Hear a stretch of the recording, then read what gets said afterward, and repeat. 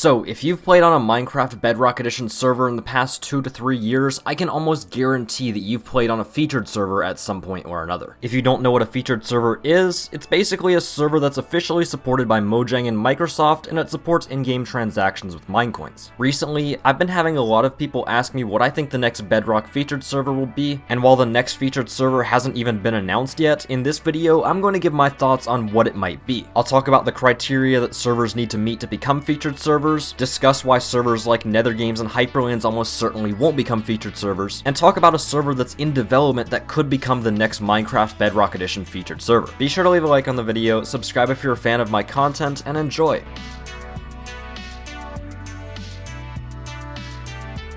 So, the harsh truth is that not every Minecraft server can become a featured server. I can 100% guarantee that Mojang and Microsoft have their own official requirements for a server to become featured. However, I'm fairly certain that those aren't publicly released anywhere, so I went ahead and made my own unofficial requirements for a Minecraft server to become a featured server. I did this by comparing every featured server that currently exists and figuring out what they had in common. Here's what I found. Rule number 1, the server must have monetizable content, preferably in multiple forms. This is because Minecraft Bedrock Edition's entire business model runs on Minecoins, a premium currency. Mojang wants to make money and the servers want to make money, and this is the easiest way to do both simultaneously. Have purchases on the server be with Minecoins. I also said that the monetizable content needs to be in multiple forms because every featured server has both ranks and costumes or skins be available to purchase with Minecoins. Having multiple forms of content be available to purchase means a higher likelihood that someone will buy them. Now, on to rule number 2. There needs to be both PvP and non-PvP game modes on the server. I feel like this one's pretty straightforward. Every server that's featured currently has at least one of each of those game types, and it just means that there's something for everyone on the server. Someone who's bad at PvP or simply just doesn't enjoy it probably isn't going to play on a server that has only PvP. The same thing can be said for PvPers who probably get bored playing non-PvP game modes. Obviously, Mojang, Microsoft, and the owners of each of the featured servers want as many people playing on the servers as possible, and so they make it so there's something for everyone on them. Now finally, on to rule number 3. There needs to be original ideas, games, and content on the server. I feel like it should be quite obvious which servers I'm referencing by saying this requirement, and like I said in the intro, I'll talk about them a little bit later. I made this a requirement for multiple reasons though. The first reason is pretty straightforward. It's copyright issues. If you straight up copy and paste a game mode from another server onto your server, you could definitely run into some legal trouble later on down the road, and that's something that no server wants to deal with. The second reason for me making this a requirement, however, is that players want to play on something original. Almost every current featured server has a game mode that's similar to the popular game Bed Wars, but most of them put some sort of twist on it so that it's original to their server. This can bring in and retain players that like certain aspects of that originality. So those are my 3 main requirements for a Minecraft server to become featured, and now I think it's time to talk about a couple of servers that most likely won't become featured at any point in their lifetime. I'm specifically talking about NetherGames and HyperLands here. Let's run through the requirements that I set out for both of the servers. First up, monetizable content. Both of these servers make you go to their external websites to purchase stuff, which makes sense because they aren't featured servers and don't support Minecoins. As for HyperLands, there's just 4 ranks that you can buy on their website that give you various perks.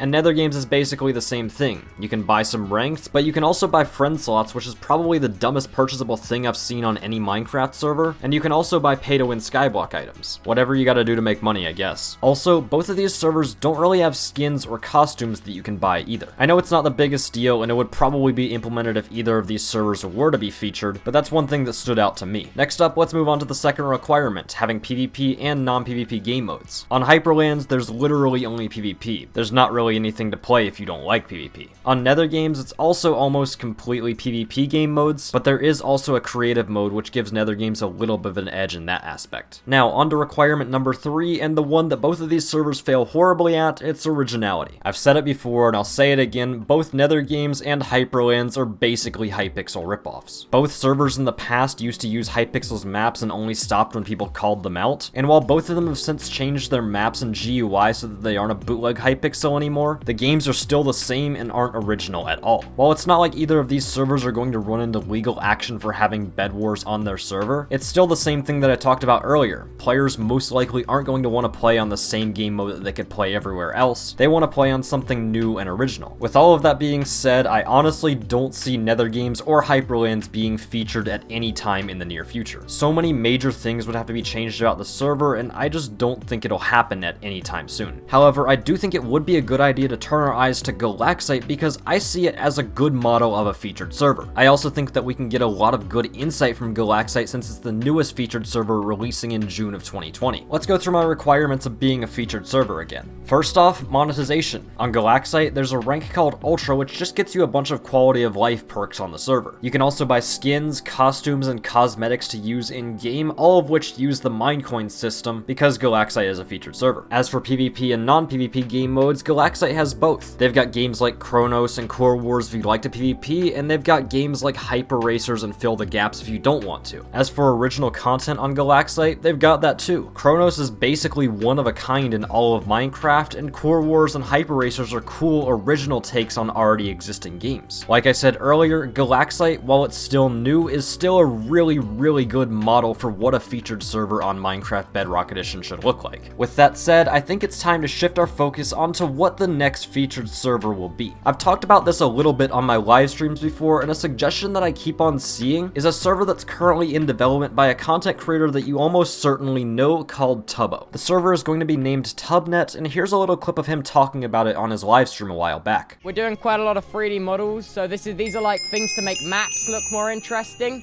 like little design bits here.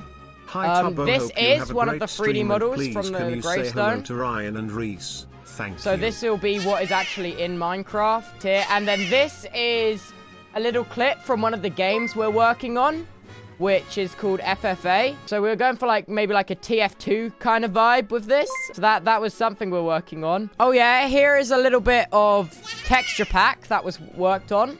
Here's a little bit of a custom texture pack. Here's another model for a gravestone from this concept here.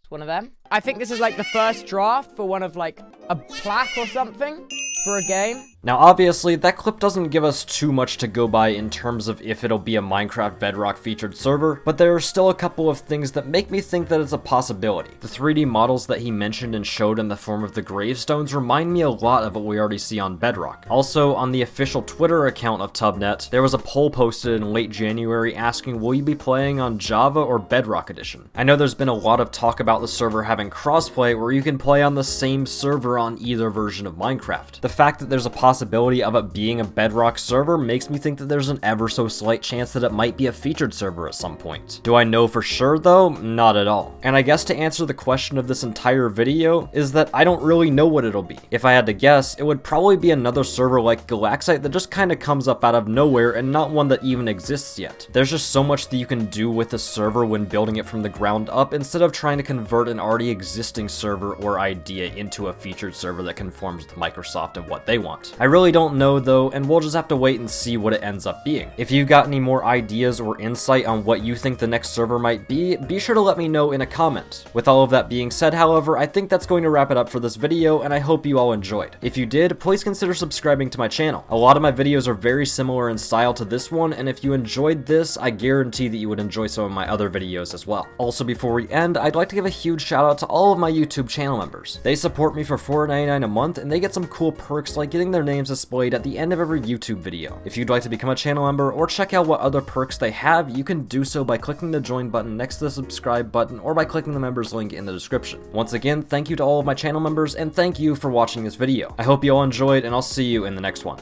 Peace out.